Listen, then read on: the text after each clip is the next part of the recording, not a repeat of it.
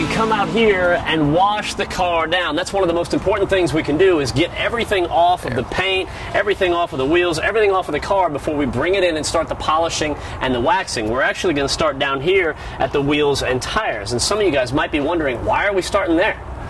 The reason you want to start with the wheels and tires is because if you start at the top and wash the body on down, you're going to have standing water in the car, and meanwhile, you're down here washing 4 wheels and tires. That water could dry and cause water spots. Now you got to go in and remove the water spots. Right. So instead, start with the wheels and tires. We're going to use the Pinnacle Clear Coat Safe Wheel Cleaner.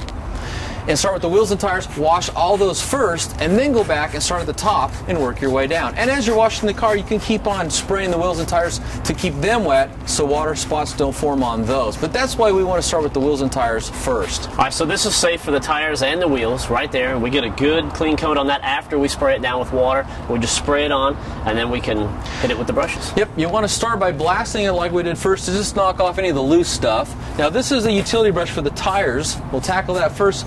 When we get to the rims, these are clear coated rims. So just like the clear coat paint on your car, you want to use something that's soft and gentle to it. This is a boar's hair wheel brush. So we're going to take this, and Matt will use this to clean the face of the wheels. All right, tires are good. You want that? Yeah, I'll take that. Now the Pinnacle Clear Coat Safe Wheel Cleaner is non-acid, so it's safe for any wheel. And that's important because a lot of times it's hard to tell if you got a clear coated wheel or a polished aluminum wheel. And if you use the wrong wheel cleaner, you're going to do a lot of damage really fast. And a lot of the times it's actually cheaper just to replace the wheel than to try to undo the damage. Now this wheel cleaner uses non-ionic surfactant technology with wetting agents and emulsifiers. And here's what that means. When you have a dirty wheel, you've got 2 things on there. You've got brake dust building up, and you've got road grime. Now the road grime is kind of oily, so this wheel cleaner is going to go in there and break up the oil so it'll rinse off, and it's going to get the brake, it's going to loosen the bond the brake dust has on the rims so it'll wash off. And that's how this works. It's also water based, and there's no petroleum distillates. Let me see that lug nut cleaner right there. And this too. is That's something kind of cool. This is a lug nut brush. Check this out. Goes right in, and we can get right in that hole. And that's going to be a lot easier than trying to get your finger in there with a rag, you know, and sneak around there and bang your fingers all up. Well, you get the lug nut, and then you get the barrel where the lug nut goes into. You get that whole thing clean, so the whole thing has a nice uniform, clean look to it. Yep, that looks nice. And then before it dries, take your water hose and give it a strong blast. Rinse off all that brake dust and road grime.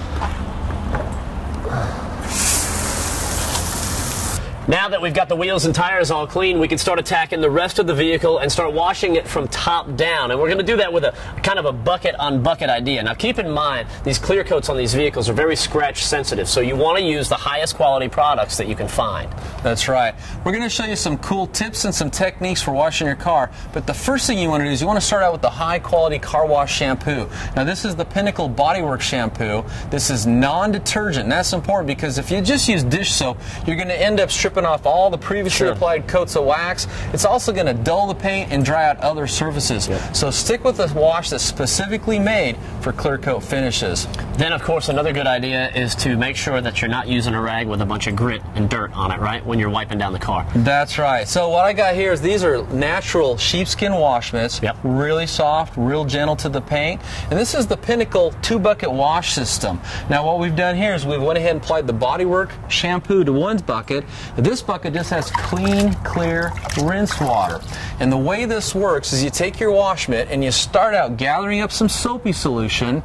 You're going to wash a panel real carefully. You never want to sit here and scrub in one place. Usually it only takes 1 or 2 passes over each section to loosen the dirt to the point you can rinse it off. So don't make the mistake of scrubbing the paint. Now, instead of taking all the dirt you loosened on your mitt and putting it back into your soap solution, right, you want to take and put it down inside your rinse solution. And what we have down there is these cool grit guard inserts. And here's how this works. You actually put your hand down there and you rub your mitt across the grill, and what happens is the dirt's going to come off your mitt, fall past the grill, and is going to get trapped on the bottom of your bucket. And the benefit to that is now you're not just going to take that dirt take it off one panel, transfer it to another panel, and start rubbing it in, causing swirls and scratches. So you're rinsing it on this side, soap it back up on this side, and it's back to the vehicle perfectly clean. Exactly. And a lot of times after you rinse your mitt off, of course it's going to be filled full of clean water. So what you want to do is kind of wring some of that out, and that'll enable you to grab some soapy water to start washing. All right, so now we're ready to spray it down, right? Let's do it. You rinse off all the loose dirt. This is kind of the fun part, too. I'm not going to lie You to get the fireman's nozzle. That's cool. You might want to stand back. I'm going to stand back. I've washed cars with you. I seem to get more wet than the car. You've got to have a clean car washer as well, Mike. It's very important. You're cleaning the car, you got to clean the individual. That's right. You want to be clean. This is all about cleanliness. I think we're soaked down pretty good. Okay, here's a mitt for you. Thank you. Here's one for me. So let's knock this out. Gather some soapy solution. Where are you going so I can stay out of your way? I'm going to go up here to the roof. Now we're going to start at the top and work our way down. All right, maybe I'll meet you up here. And again, just 1 or 2 passes over each square inch. Loosen the dirt so you can rinse it off. Walk over here and get the other side.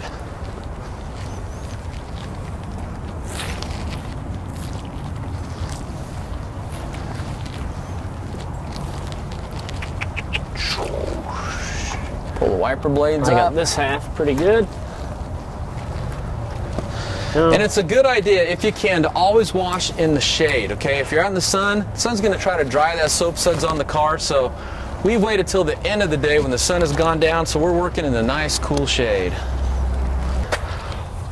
Okay, now that we're done washing, I'm going to go ahead and give it a final rinse, get all those soap suds off there.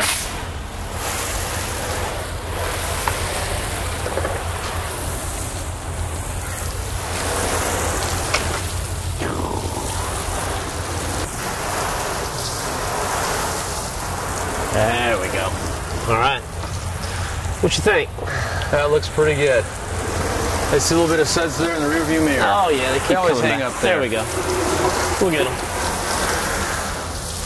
Okay, then after we get it all rinsed off, the next thing you want to do is you want to dry it quick before the water spots start tapping. So let's grab some chamois and take care of that.